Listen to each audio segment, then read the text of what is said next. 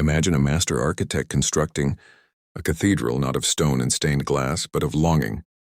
Every column is carved from your deepest desires, every shadow filled with your unspoken fears. The air inside smells of promises you know will never be kept, and yet you keep walking further in.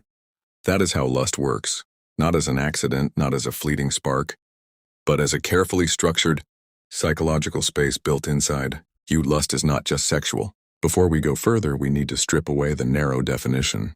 Lust is not simply about sexual craving, it's about intensity.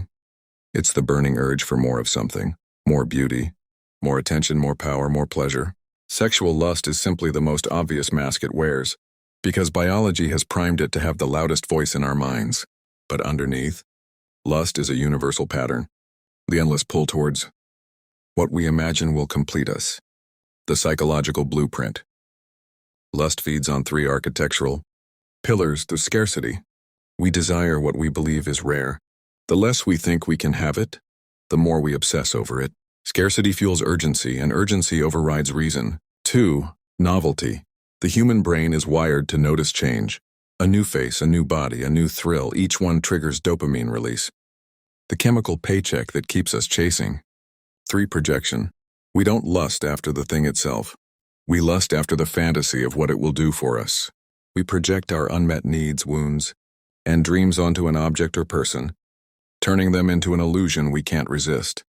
When these three come together, scarcity, novelty, projection, they create a psychological high-rise of desire impossible to ignore. The neurochemistry of craving. When you encounter something or someone that triggers lust, your brain doesn't ask for permission. It hijacks you. Dopamine levels spike in anticipation, not in satisfaction. This means the chase is chemically more rewarding than the catch. Serotonin levels drop, which makes you more obsessive.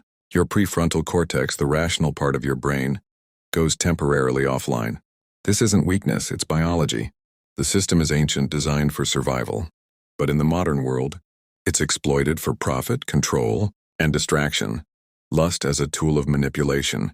Marketers, media creators, influencers, even political movements, they all know this architecture. The fashion industry sells you beauty you'll never possess. Dating apps create infinite novelty so you'll never stop swiping. Pornography weaponizes scarcity and fantasy to hook your brain. Politicians use lust, not always sexual, but lust for safety, belonging, or superiority to rally the masses. In each case, lust becomes a lever to move your decisions without your consent. The difference between lust and love. Love is rooted in reality. It requires knowing the other person in their complexity, flaws and all. Lust doesn't care about reality. It's a hallucination built out of what you wish was true. Love moves slowly, deepening over time. Lust burns fast, often collapsing under its own weight.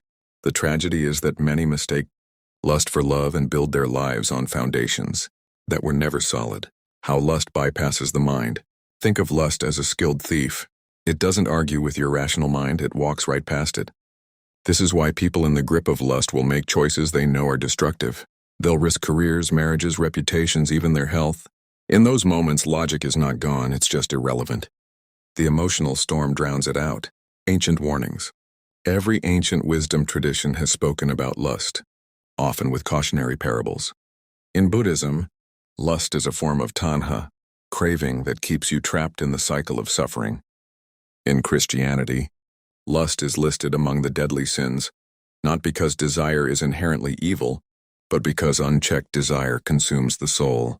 In Stoic philosophy, lust is seen as the surrender of reason to passion, the very definition of slavery. They all recognize the same truth. Lust is not inherently wrong, but it is dangerous when it controls you instead of the other way around. The modern amplification. Unlike our ancestors, we live in an age where lust is fed 24/7. You don't have to wait to see something desirable. You carry it in your pocket. Social media algorithms know exactly which faces, bodies, and lifestyles will keep your eyes glued to the screen. The porn industry offers endless novelty. Dating apps are casinos of attention. We are not simply tempted, we are bombarded. The hidden cost. Every time lust takes the driver's seat, something else in you sits in the back. Self-respect erodes. Patience disappears. Your ability to appreciate reality fades because reality will always be less intense than fantasy. The more you feed lust, the more ordinary life feels dull. And dullness is dangerous. It keeps you chasing highs instead of building meaning. The first step to mastery. The goal isn't to destroy lust. Lust is part of being human. The goal is to see it clearly, to know when it's whispering in your ear, and to recognize the architecture it's building in your mind. If you can name it, you can navigate it. If you can navigate it, you can decide when to step inside that cathedral and when to walk past it. Closing reflection. The most dangerous thing about lust is not that it exists, but that it can so easily become invisible. We justify it, romanticize it, disguise it, and when it's invisible, it's unstoppable. But when you see the design, scarcity, novelty, projection, you begin to notice the walls. And once you see the walls, you remember you are not trapped inside. You can leave.